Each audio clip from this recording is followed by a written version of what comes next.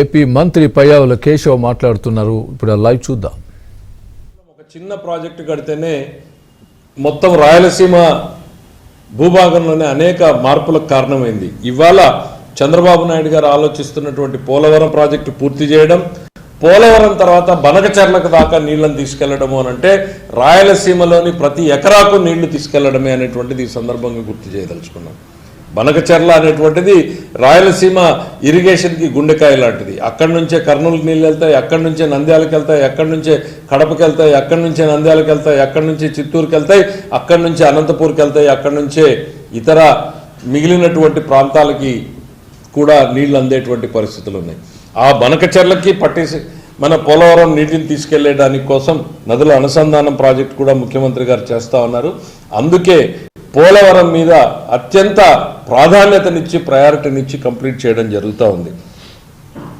ఇవాళ ముఖ్యమంత్రి గారు మాకు మార్నింగ్ చూసినప్పుడు సంతోషం వేసింది. నిర్వాసితులు వెంటనే దాన్ని స్పందించి ముఖ్యమంత్రి గారికి ధన్యవాదాలు చెప్పడం.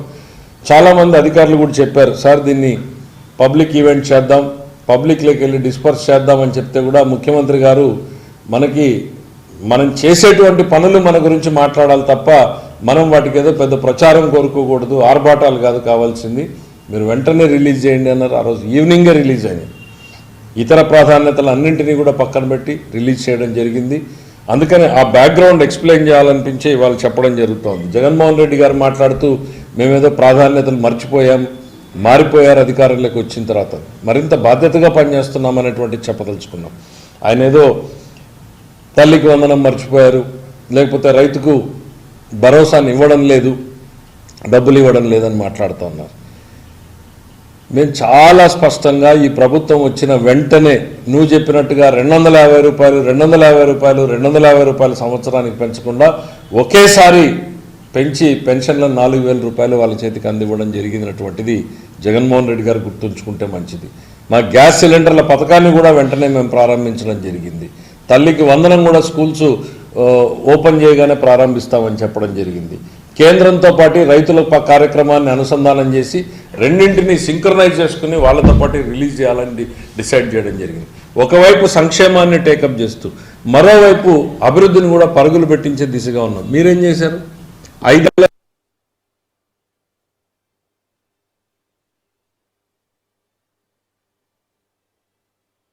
నెలల్లోనే పోలవరాన్ని ఏ దశకు తీసుకెళ్ళాం, పరుగులు పెట్టించేటువంటి ప్రయత్నం చేస్తూ ఉన్నాం.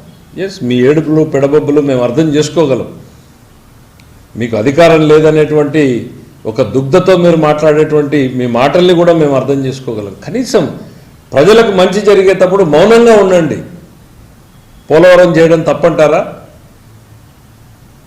పోలవరం కోసం కళ్ళ ముందు మేము చేస్తున్నటువంటి ప్రయత్నాలు మీకు కనపడడం లేదా? మీరేదో తల్లికి వందనం అని మాట్లాడుతున్నారు.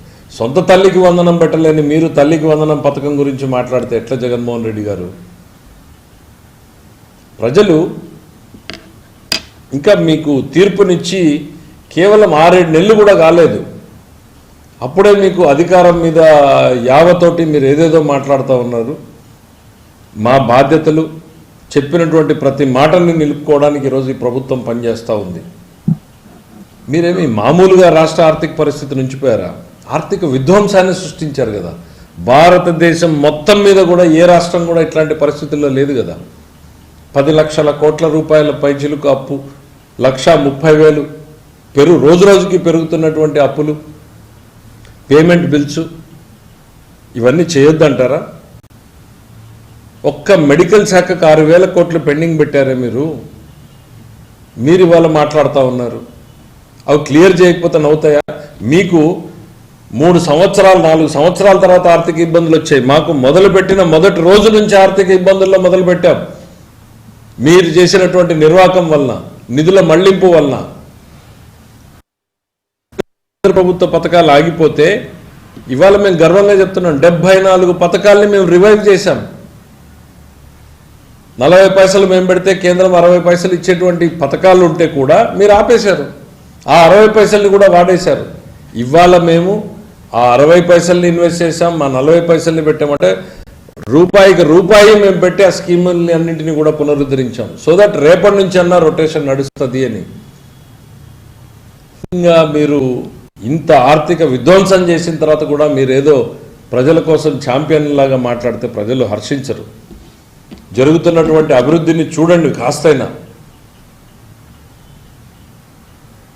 ఇవాళ మరోవైపు ధాన్యం కొనుగోళ్లు 5 సంవత్సరాలలో మీరు కొనుగోలు మీద రైతులకు ఇచ్చినటువంటి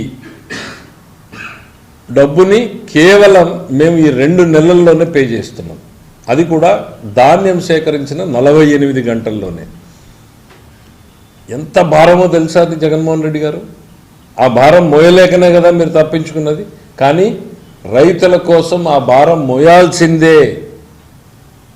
మనం ఇంకెక్కడైనా కష్టపడాలి, ఇంకెట్లా అయినా సంపాదించాలి, ఇంకా ఎట్లా అయినా ఈ కష్టంలోంచి బయటికి రావాలనే ఆలోచనతోటి మేము పనిచేస్తున్నాం తప్ప మీలాగా మేము కొనుగోలు దుకాణాలని బంద్ చేయలేదు, కొనుగోలు సెంటర్లని బంద్ చేయలేదు.